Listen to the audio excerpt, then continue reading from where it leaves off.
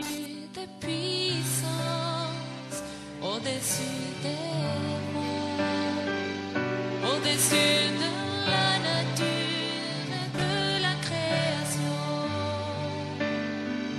au-dessus de tous les plans des hommes sages, bien avant le monde tu es. Gloire à Dieu, vous êtes bénis, vous êtes très jolis encore ce matin. Salutations dominicales et salutations aussi pascales. Vous êtes bénis. Mon frère, ma soeur, en ce temps de Pâques, je veux te dire simplement que les premiers mots de Jésus-Christ, après sa résurrection, suffisent pour que tu mènes une vie victorieuse sur la terre. Les premiers mots de Jésus-Christ, les premières phrases de Jésus-Christ sur la terre, après sa résurrection, suffisent pour que tu mènes une vie chrétienne victorieuse. Je dis très bien, les premières phrases, les premiers mots de Jésus-Christ, après sa résurrection, suffisent pour que tu mènes une vie chrétienne victorieuse. Pourquoi je parle comme ça? Normalement,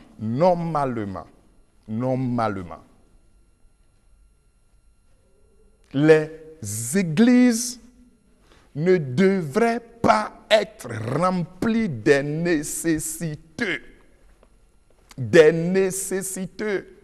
mendiants, des emprunteurs. Normalement, non. Normalement, les églises devraient être remplies des gens victorieux, des gens victorieux, des gens qui vivent dans la victoire, qui vivent dans la victoire, dans la victoire. Tu as servi Dieu pendant 5 ans, pendant 10 ans, pendant 20 ans, rien n'a changé. Mais pourquoi? Pourquoi? Je veux que ce matin tu considères les premières phrases qui suffisent pour que tu mènes une vie chrétienne victorieuse. Une vie chrétienne victorieuse. Tu peux mener une vie de victoire sur la terre. Madame, tu peux mener une vie de victoire sur la terre. Mon frère, tu peux mener une vie de victoire sur la terre. Tu peux être au-dessus de tout, au-dessus de tous et de toutes.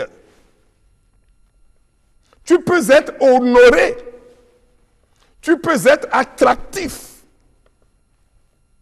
tu peux être positivement recherché. Je dis bien les premières phrases, les premiers mots de Jésus après sa résurrection suffisent pour qu'un chrétien mène une vie victorieuse. La vie n'est pas un combat. La vie n'est pas un combat. Je veux répéter, la vie n'est pas un combat. La vie n'est pas un problème. Elle est une victoire.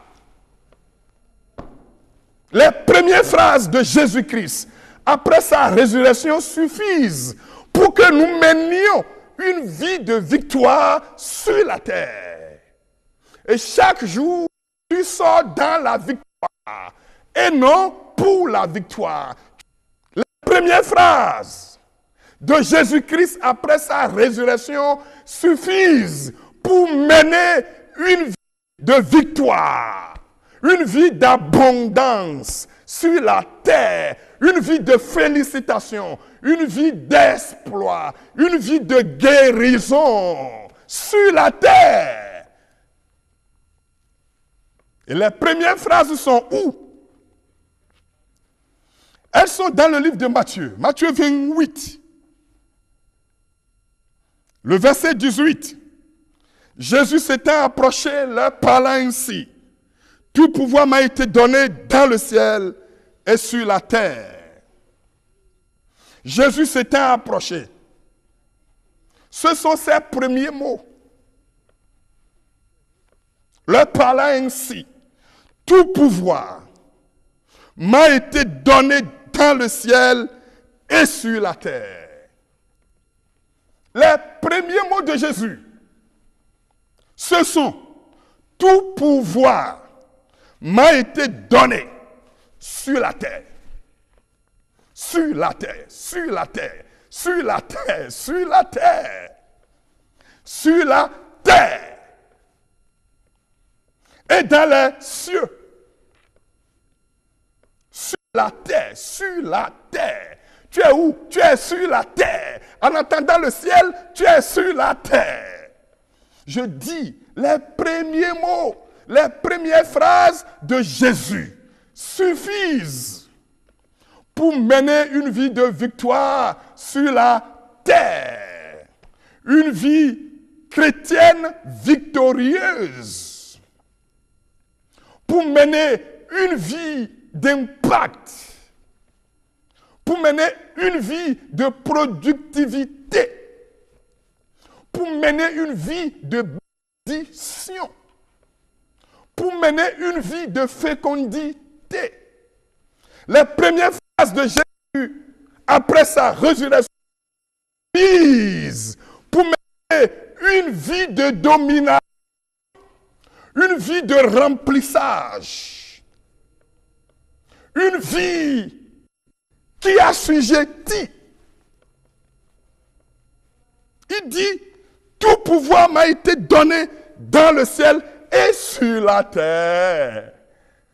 Chrétien, la vie de puissance que devraient mener les chrétiens, ils ne la mènent plus et ne mènent plus une vie de puissance. 80% de ceux qui sont dans les églises sont des mendiants, sont des emprunteurs. On peut quitter cette vie. On peut quitter cette vie par la démonstration du pouvoir que nous avons, du pouvoir que le chrétien a. Nous sommes des citoyens célestes. Et Jésus-Christ a dit, j'ai reçu tous les pouvoirs. C'est la première phrase après sa résurrection. Et il a continué en disant, allez, faites de toutes les nations des disciples. Allez. Allez. Toutes les nations des disciples. Tu fais de tout le monde mes enfants. Mes enfants, ceux qui me suivent. Allez. Et quand il dit allez, avec le pouvoir de guérir les malades, parce qu'il a tous les pouvoirs sur la terre. Le chrétien est un autonome. Tu es autonome. Tu ne dépends de personne. Tu ne dépends de personne. Tu dépends d'un pouvoir central qu'est Dieu Jésus-Christ. Tu ne dépends de personne. Tu dépends d'un pouvoir central qu'est Jésus-Christ. Tu as le pouvoir. Tu es autonome. Tu n'es pas assujetti. C'est toi qui es assujetti. Tu es fécond. Tu es béni.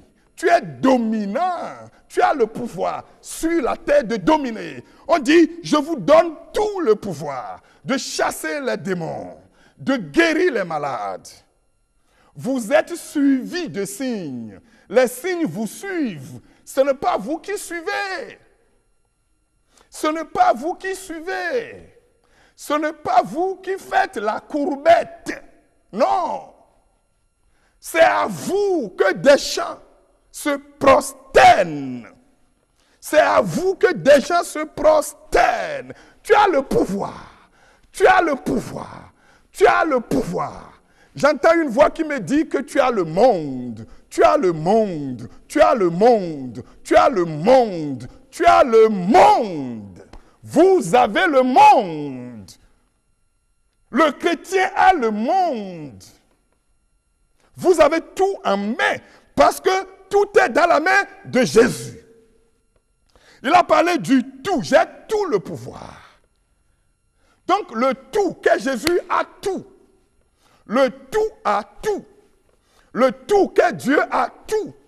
Alors tu tires du tout qu'est Jésus-Christ tout ce que tu veux pour faire face à tout. Est-ce que tu es ici? Le tout a tout. Jésus a tout. Tu tires de Jésus tout ce que tu veux pour faire face à tout. Le tout a tout. Et son nom est Christ Jésus. Tu as vu la Pâque? Et Jésus dit, je suis avec vous tous les jours jusqu'à la fin du monde. C'est ma conclusion. Il est avec toi tous les jours. Ça veut dire, il est avec toi tous les dimanches. Il est avec toi tous les lundis. Il est avec toi tous les mardis. Il est avec toi tous les mercredis. Il est avec toi tous les jeudis. Il est avec toi tous les vendredis. Il est avec toi tous les samedis. Il est avec toi tous les jours. Dieu est avec toi tous les jours. On dit tous les jours. Tous les jours veut dire toutes les heures. Toutes les heures veut dire toutes les minutes. Toutes les minutes veut dire toutes les secondes. Donc Jésus-Christ est avec toi toutes les secondes. Il est avec toi. Il est à tes côtés. Il est avec toi. Il est à tes côtés. Il est avec toi. Il est à tes côtés. Jésus est avec toi. Dieu est avec toi. Comme il est avec toi, je propose que tu acceptes ce qu'il te dit ce matin. Il a tous les pouvoirs. Dieu a mis tous les pouvoirs en lui. Quand tu crois en son nom, au Seigneur Jésus-Christ, au Sauveur Jésus-Christ, au Maître Jésus-Christ, tu as tous les pouvoirs. Est-ce que je peux finir sans vous parler, sans vous dire de façon théologique que la Pâque, c'est le premier mois du calendrier juif? C'est un mois qui s'appelait Abib. Il est devenu naissant dans le livre de l'Exode. La Pâque signifie épargner. Théologiquement, c'est ça. La vie a remporté sur la mort, c'est ça la Pâque. La vie a remporté sur la mort, c'est ça la Pâque. Le positif a remporté sur le négatif, c'est ça la Pâque. La réussite a remporté sur l'échec, c'est ça la Pâque. La richesse a remporté sur la pauvreté, c'est ça la Pâque. Vous êtes sur le plateau de Dieu. Ici, je vous dis ce que Dieu dit que vous êtes. Ici, je vous dis ce que Dieu dit que vous êtes. Je ne vous dirai jamais ce que les hommes disent que vous êtes. Vous avez de la valeur. Oui, avec la Pâque, aucune chose n'est coûteuse. Avec la Pâque, l'abondance a remporté sur le manquement. La fécondité a remporté sur la stérilité, c'est ça la Pâque. La guérison a remporté sur la maladie, c'est ça la Pâque. Le ciel a remporté sur l'enfer, c'est ça la Pâque. Les portes de l'enfer ont été fermées avec la Pâque. Et enfin, je veux dire, avec la Pâque, la valeur a remporté sur l'humiliation. Et la résurrection a remporté sur la mort. La mort est morte. C'est ça la Pâque. Je dis bien, la mort est morte. Le deuil de la mort, c'est ça la Pâque. Tu as tous les pouvoirs. Vas-y, tu es béni. À très bientôt.